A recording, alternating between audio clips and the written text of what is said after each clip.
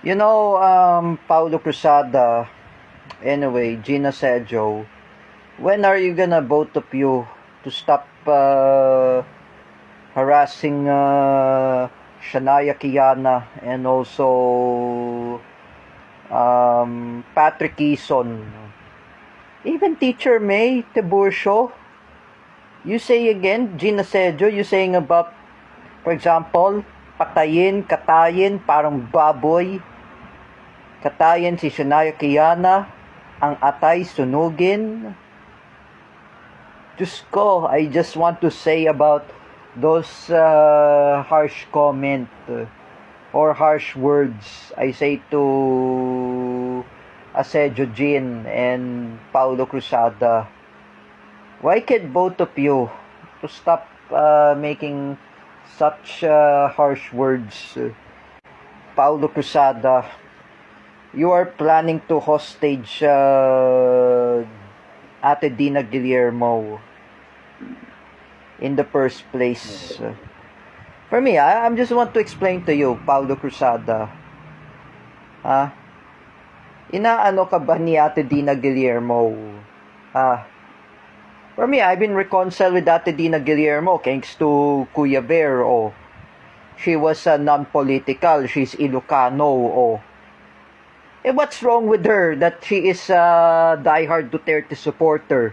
That she is Ilocano? And that she is anti-Marcos? Paulo Cruzada, I want to explain to you. Inaano ka ba ni Ate Dina Guillermo? I want to tell you something. Will I report it to Ate Mel Canete? Gusto mo ba ako isumbong kay Ate Mel? Paulo Cruzada, you have to leave Ate Dina Guillermo alone. Tantanan mo na siya. Wag mo siya anuin. I'm just gonna say, Ate Dina Guillermo is really has no family. Wala pong pamilya si Ate Dina. I'm just gonna explain. If I were you, Paulo Cruzada, why can't you just shut up? Shut the fuck up, Paulo Cruzada. Like Patrick Eason said, he curses Paulo Cruzada. He said that shut the F word. You should not do that to Ate Dina. Ate Dina is really tired. I don't want too much toxicity. I just want to send this evidence. And I will bring it to Teacher Marisa. What's wrong with you, Paulo Cruzada? I'm just gonna say. Ate Dina Guillermo, I just want to say, she's not from Paulo Cruzada. You're the one who started this. What I'm gonna say, what is those words? Marcos pa rin. Kami, mga bobo kayo. Yabang pamor. Marcos pa rin. Paulo Cruzada, when are you gonna stop harassing Ate Dina Guillermo and Shania Kiana, Kailan ka ba titigil, Paulo Cruzada at Gina Sergio? Sergio Jean, Teacher May had already unfriended you in Facebook. Teacher May Tiburcio had blocked you in Facebook. You're saying about Marcos pa rin kami, mga boboin na kayo? What's that word? Teacher Gina Sergio, you are a sped teacher. I just want to explain. You're the one you're threatening to hostage Teacher Alexandra Pagkalinawan. Hindi kanya kilala, like I said. Paulo Cruzada, Gina Sergio, hindi kanila kilala, like I said. For example, I just want to explain. Teacher Alexandra Pagkalinawan, Teacher Julin Bactad, hindi kanila kilala. I asked Teacher Alex, Sandra Pagkalinawan, I told her, you can leave the group.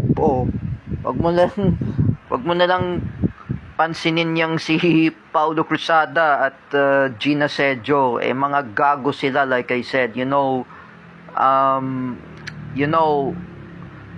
I'm just gonna say to you, Gina Sedjo, Paulo Cruzada, I just want to explain to you. Here's my upload in my TikTok video. Just leave them alone. You should not harass Ate Dina. Ate Dina Guillermo, she is tired about politics. Just like Kuya Bear. Kuya Bear doesn't like politics. He's non-political. What if, for example, I'm asking to Paulo Cruzada, what if Ate Dina Guillermo is a non-political? If she is a pro-Duterte, what if Ate Dina join with Duterte supporters? If she will meet Raul Lambino, Raul Lambino is Ilocano, same as Ate Dina Guillermo, Ilocano.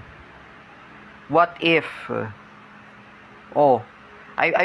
met Attorney Raul Lambino in TikTok live. He is my good friend. We met each other in TikTok live last year. What if I try to do that, Paulo Cruzada, ha? Just go, Paulo Cruzada, like I said before. If I want to talk to Banateros,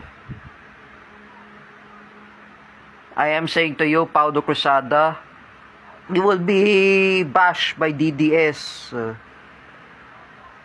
Even Gina Sedjo, you will be bashed by DDS. Even Spedmotics.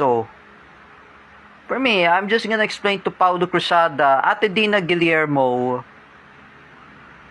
is a non-political. She has nothing to related to political affiliation. I've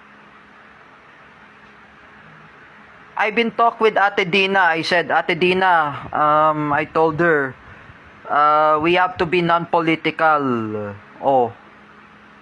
Because Ate Dina Guillermo talked to Chavit Singson. We have to be pro-Duterte. We have to be non-political.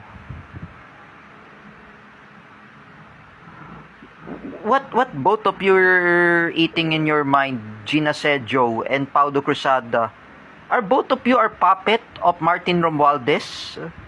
Are both of you are puppet of Bongbong Marcos, Lisa Araneta Marcos, and even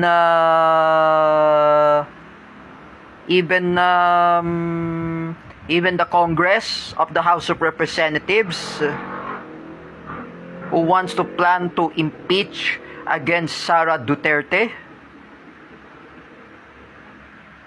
This is incompetent. It is very kind of harsh. I say to both of them, wag ganon. Ate Dina Guillermo is really a non-political. She has no related to politics.